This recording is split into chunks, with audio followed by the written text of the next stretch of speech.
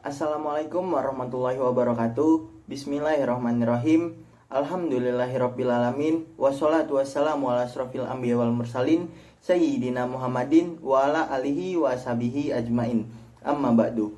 Yang terhormat Ibu Sari Oktavera, STMM CRA selaku dosen pengampu pada mata kuliah kewirausahaan ini, serta teman kelas sejawat yang saya banggakan.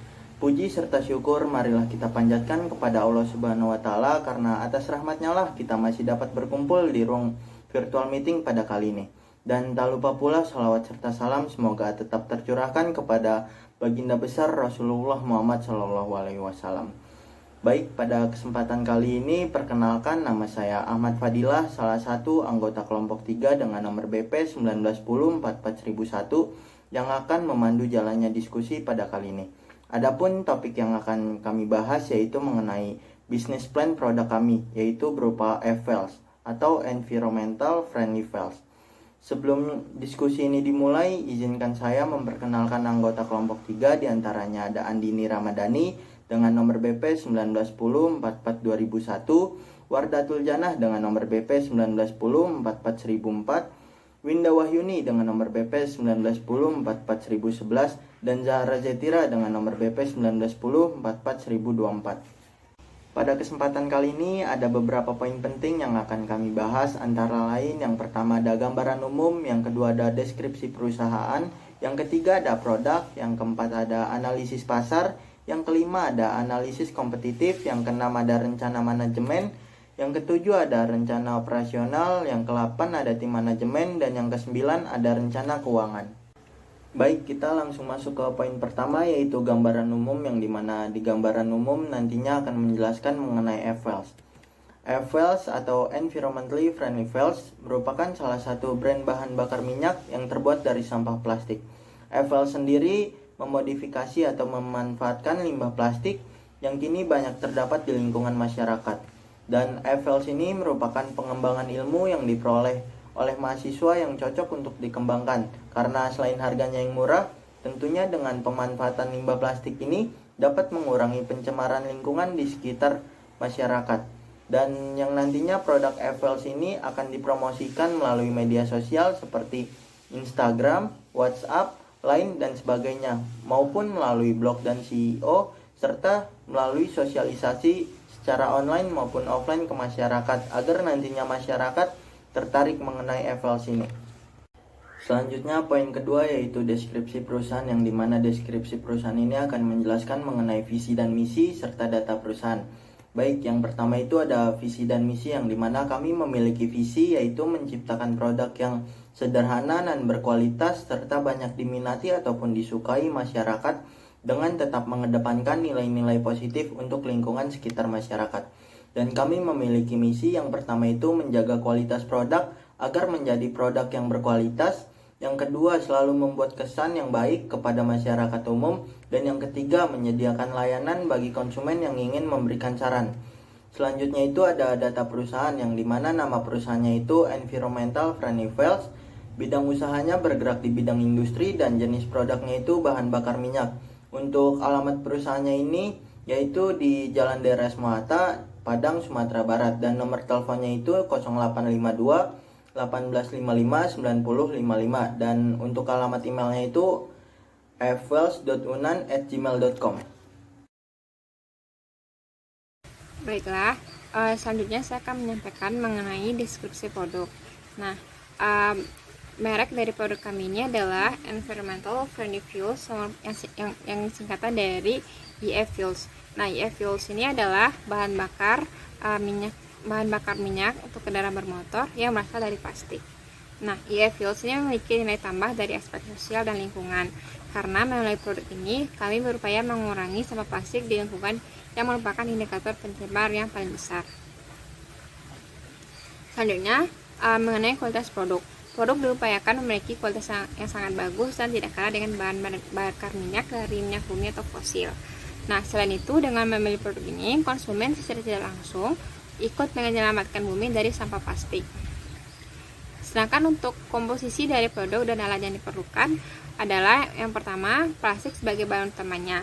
Plastik di sini merupakan plastik polietilen Yang contohnya itu seperti kresek atau plastik pembungkus makanan.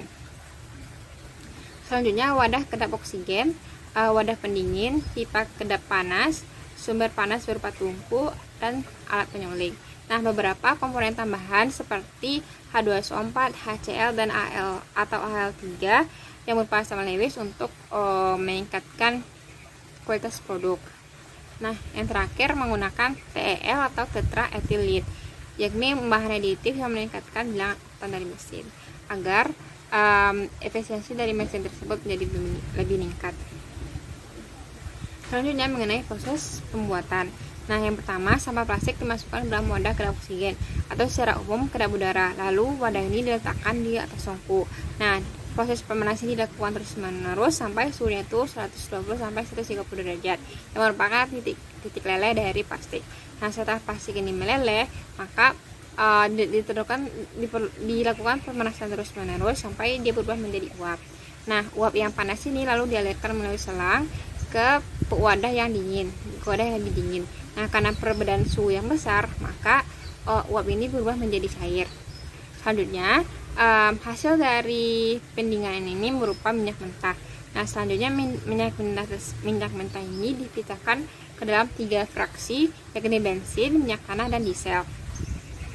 Tapi ketiga fraksi ini belum bisa digunakan untuk bahan bakar. Selanjutnya dilakukan proses alkilasi atau penambahan asam-asam Lewis. Asam-asam Lewis itu seperti H2SO4, HCl, dan AlCl3. Nah, setelah itu tahap terakhir adalah yakni dengan mengevaluasi produk, yakni dengan ditambahkan TEL atau tetraethyl yang untuk menaikkan nilai oktan bensin. Setelah melalui proses ini, maka bahan bakar bensin tersebut siap untuk dipakai. Nah, selanjutnya akan saya bahas mengenai analisis pasar. Segmentasi dan target pasar. Target pasar diutamakan masyarakat yang mudah dijangkau seperti di kota-kota. Hal ini bertujuan agar menekan biaya produksi. Setelah bisnis berkembang, baru dibuka tempat-tempat produksi di seluruh Indonesia untuk meminimalisir jarak antara produk ke konsumen dan dapat menekan biaya produksi. Lalu, produk pembeli, kita melakukan proses promosi dan iklan agar produk tersebut agar masyarakat mengetahui informasi mengenai produk ini dan kualitasnya itu tidak kalah bersaing dengan bahan bakar dari minyak bumi. Analisis kompetitif. Jadi di bagian ini kita akan menganalisa mengenai persaingan di antara para penyedia bahan bakar minyak yang ada di Indonesia. Di Indonesia sendiri banyak jenis bahan bakar minyak yang digunakan untuk kendaraan bermotor yang disediakan oleh perusahaan-perusahaan ternama seperti Petronas, Shell, maupun Pertamina. Kepercayaan masyarakat sendiri sudah terbangun sejak lama terhadap perusahaan ini karena kualitasnya yang juga sudah diakui. Sedangkan untuk kompor minyak itu persaingan sebenarnya bukan dari penyedia bahan bakar minyak, tapi karena kompor minyak sendiri sudah banyak tergantikan dengan kompor gas. Jadi masyarakat sudah banyak beralih ke kompor gas dibandingkan kompor minyak. Minyak-minyak yang disediakan oleh perusahaan-perusahaan ini adalah berasal dari minyak bumi. Jadi persaingan antara mereka untuk mengeksplorasi minyak bumi sudah sangat ketat. Dan terbatasnya untuk menciptakan produk baru karena harus melalui prosedur yang rumit dan mesti disetujui oleh pemerintah sendiri. Sedangkan untuk produk F-Fuels itu adalah berbahan baku plastik, jadi tidak bersaing dengan perusahaan lain untuk mengeksplorasi minyak bumi. Minyak jenis ini sudah banyak diteliti namun belum diproduksi massal dan dipasarkan kepada masyarakat. Minyak jenis ini mungkin akan tidak mudah diterima masyarakat karena masyarakat hanya terbiasa menggunakan minyak bumi. Namun jika dilakukan sosialisasi gencar dan didukung oleh pemerintah, maka sebenarnya minyak ini mempunyai potensi yang bagus karena berbahan baku sampah plastik, di mana artinya produksi minyak ini dapat terus serta menjaga lingkungan karena dapat mengurangi limbah sampah plastik. Selanjutnya adalah rencana manajemen. Usaha F-Fuels ini akan dipimpin oleh direktur dan dibantu oleh beberapa divisi, yaitu operasional, produksi, pemasaran, HRD, dan keuangan. F-Fuels ini akan dipekerjakan beberapa tenaga ahli yang dapat mendukung jalan kelancaran produksi dari minyak F-Fuels. Dibutuhkan juga peneliti-peneliti untuk mengembangkan potensi dari minyak berbahan baku plastik ini. Selain itu, diperlukan kerjasama yang baik kepada pemerintah untuk mendukungnya pengadaan minyak ini ke seluruh Indonesia dan juga kepada penyedia bahan baku plastik sendiri. Bagian ketujuh, rencana operasional. Yang pertama, lokasi produksi. Lokasi produksi limbah plastik menjadi bahan bakar minyak akan dilakukan di rumah produksi e-fuel yang berlokasi di Jalan Dr. Andes Muhammad Hatta, Padang, Sumatera Barat. Lokasi dapatnya terlihat seperti yang disajikan pada gambar. Yang kedua, sarana dan fasilitas. Berikut sarana dan fasilitas yang akan digunakan. Yang pertama, sosial media. Sosial media digunakan sebagai sarana informasi, komunikasi, dan promosi antara produsen dan konsumen. Yang kedua, rumah produksi. Rumah produksi merupakan tempat pengolahan limbah plastik menjadi bahan bakar minyak. Yang ketiga, mobil pickup. Mobil pickup digunakan sebagai sarana transportasi dan untuk mempermudah distribusi produk. Dan yang keempat, mesin produksi. Mesin produksi berupa serangkaian peralatan yang digunakan dalam pengolahan limbah plastik menjadi bahan bakar minyak. Yang ketiga, proses produksi yang terbagi atas 4. Yang pertama, pemasaran. Dengan menggunakan plastik sebagai bahan baku, diharapkan hal ini menjadi pusat perhatian masyarakat dan penggunaan media sosial untuk menjangkau konsumen secara lebih luas. Yang kedua, produksi. Bahan baku dari plastik selain mudah didapatkan, pengolahan limbah plastik jadi salah satu cara dalam pengurangan polusi limbah plastik terhadap lingkungan. Yang ketiga, harga. Harga yang ditawarkan akan disesuaikan dengan bahan baku dan kualitas produk yang dihasilkan, dan juga dengan mempertimbangkan faktor lainnya, sehingga harga yang ditawarkan akan dapat bersaing dengan produk lainnya di pasaran. Dan yang keempat, pengembangan produksi yang terbagi atas 4 poin. Yang pertama, memperluas wawasan dan usaha.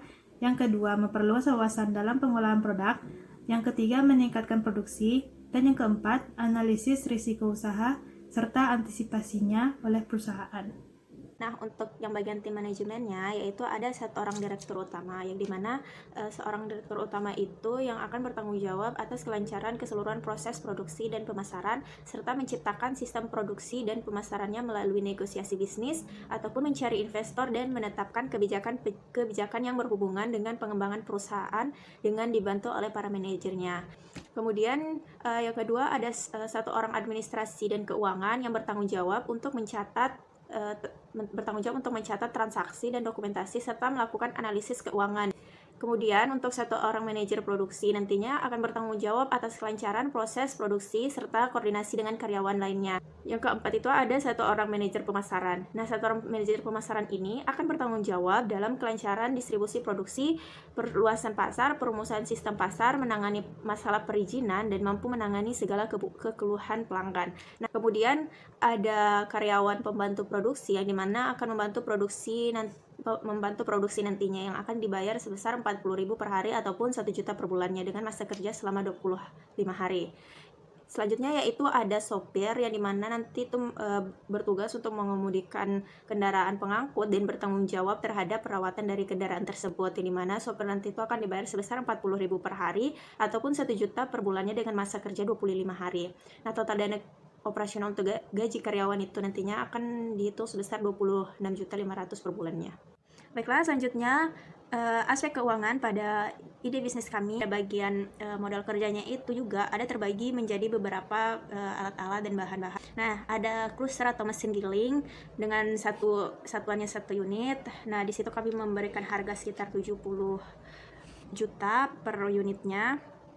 Kemudian ada mesin oven pengeringnya juga dengan alat yang lainnya nanti akan berkisar sekitar 13 jutaan dan sebagainya dengan total sekitar 311 juta.